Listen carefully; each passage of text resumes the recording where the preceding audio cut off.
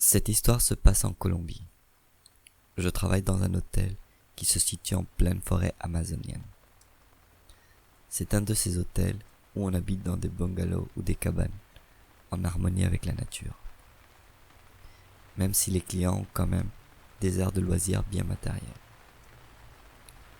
Le parc est très grand et les promenades peuvent durer plusieurs heures par les sentiers qui se perdent entre les arbres. Du fait de la sécurité, nous devons nous assurer qu'à une certaine heure, tous nos clients soient revenus dans l'enceinte principale de l'hôtel. Car nous pouvons craindre des vols ou même des attaques, même si ça n'est encore jamais arrivé. Cependant, ce n'est pas la seule raison pour laquelle nous faisons rentrer nos clients assez tôt. Dans la zone, on raconte souvent des histoires de lutins ou gnomes qui habitent en forêt, un peu comme des gardiens. On raconte qu'ils emmènent les personnes et les font disparaître.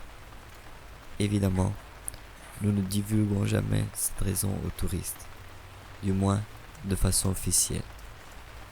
Miguel était un des gardes sous mes ordres qui sécurisait le périmètre. Comme chaque soir, il vérifiait qu'aucun intrus n'était rentré dans l'enceinte de l'hôtel et que nos clients soient retournés dans leurs habitations. Comme d'habitude, depuis la radio, j'attendais son rapport sur la situation. Comme les autres gardes, chaque 15 minutes environ, il se communiquait avec moi pour confirmer que tout était sécurisé. Cependant, après à peu près 1 heure d'avoir commencé leur ronde, Miguel m'appela. « Hé, il y a un gamin, il est tout seul. Vérifie de quelle cabane il est. T'es où ? Du côté du parc G. »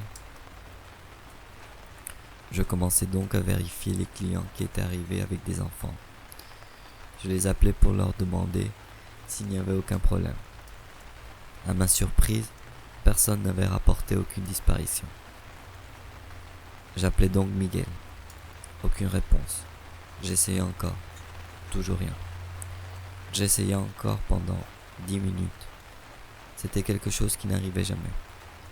Pour des questions de sécurité, avant chaque ronde, je vérifie personnellement toutes les batteries des radios. Cette nuit-là ne fut pas l'exception. Je dus me résoudre à rejoindre Miguel. Je sortis donc de l'enceinte principale et m'enfonçai vers le parc. Le soir était particulièrement glacial et le vent qui soufflait paraissait m'emmener vers Miguel. « Miguel !» Je criai son nom de temps à autre, mais n'obtins aucune réponse. Je commençais à avoir peur. Mais soudain, je vis un corps allongé au loin. Je fermai ma bouche tellement j'avais peur qu'on puisse me voir. J'avançai petit à petit. Quand je suis arrivé à hauteur, je le vis. C'était Miguel. « Miguel, Miguel !»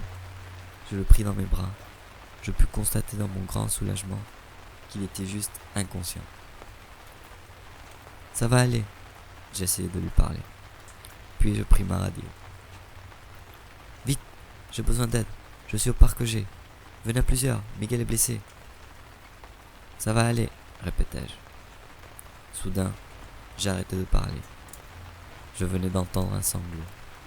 Je cherchais de la tête et je vis à 50 mètres un enfant. Il était accroupi et me montrait le dos. Avec tout ça, j'imaginais qu'il s'était perdu ou qu'il y avait eu une confrontation. Je ne savais pas. Je m'approchais lentement. « Comment tu t'appelles ?» Des sanglots. « Ne t'en fais pas, tout va bien se passer. » Que des sanglots. « Mes compagnons vont arriver d'un instant à l'autre. » Je disais ça aussi pour me rassurer moi-même. J'arrivai à sa hauteur et mis ma main sur son épaule. « Hé, tout va bien !» À ce moment, il arrêta de pleurer. Il tourna lentement la tête vers moi et je le vis. Son corps était celui d'un petit enfant, mais son visage était celui d'un vieillard. Il avait un sourire maléfique et ça se voyait. Il prenait du plaisir à voir mon visage plein de terreur. « Va-t'en !» il me cria et il se mit à courir vers la forêt. Je dis un gros mot et courus vers Miguel. J'essayais de le faire réagir. J'espérais pouvoir nous en aller le plus vite possible. « Toi aussi tu as vu ?» Miguel avait repris connaissance. Je n'eus pas le temps de lui répondre. La patrouille de secours était déjà là. Nous emmenâmes Miguel vers l'infirmerie. Il resta là un jour entier. Puis il dut aller se reposer chez lui pour arrêt maladie. Pendant tout ce temps, je n'avais pas pu lui parler de ce qu'on avait vu ce jour-là. Quelques mois après, nous eûmes une horrible nouvelle. Miguel était décédé. À son enterrement, sa femme nous dit qu'il ne pouvait plus dormir. Il ne faisait que des cauchemars. Et chaque jour qui passait, il semblait plus épuisé et plus faible. J'aurais vraiment voulu parler avec lui de ce qu'on avait vu tous les deux ce soir. J'aurais voulu savoir ce qui s'était passé, ce que cet être lui avait dit, ce qu'il avait vu. Savoir, car moi aussi, je fais des cauchemars.